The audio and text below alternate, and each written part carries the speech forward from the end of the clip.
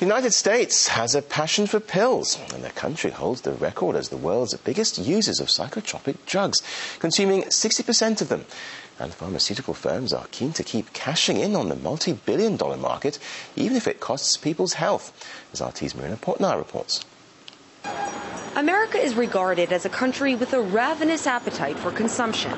Today, a widespread fondness for pharmaceuticals has turned the U.S. into a nation of pill poppers. Bipolar depression doesn't have to consume you. Here's me, and here's my depression. You know when you feel the weight of sadness.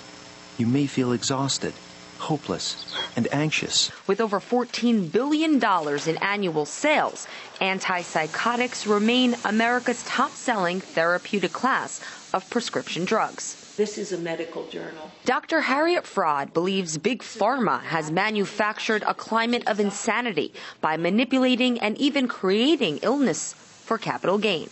The advertising strategy is to have vague diagnoses and then find wiggle room so that they apply to everybody. Prescription Nexium. The U.S. is the only Western country that allows direct-to-consumer advertising of prescription drugs. This ad for attention deficit hyperactive disorder warns that untreated patients will likely end up divorced. And this commercial for Zoloft promises to make you happier, but side effects may include dry mouth, insomnia, sexual side effects, diarrhea, nausea, and sleepiness. Critics also say Big Pharma uses its financial muscle to ply doctors with gifts, cash kickbacks, and research funding in exchange for endorsing or prescribing the latest and most lucrative drugs. What you have is a whole network of doctors who are hustling these drugs. If a patient comes in with a knee injury and says, "Ugh, I'm so sad."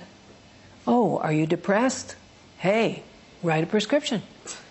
They're given out like M&Ms. Last year, prescription drug abuse became the #1 cause of accidental death, with more than 30,000 Americans overdosing. High blood sugar has been reported with Seroquel XR and medicines like it, and in extreme cases can lead to coma or death. The number of children consuming antipsychotic medication doubled in the past decade. Millions of American adolescents are taking drugs like Adderall, doled out by doctors to treat hyperactivity. All these drugs are very, very similar to illicit or illegal drugs, except more dangerous. Marijuana is a little safer. But kids have no choice. Pfizer, America's most profitable pharmaceutical company, makes antidepressants not only for people, but also for animals. In 2009, the pharma giant paid $2.3 billion to settle civil and criminal allegations over illegally marketing one of its drugs. It was the largest healthcare fraud settlement and criminal fine to ever been paid by a U.S. drug company.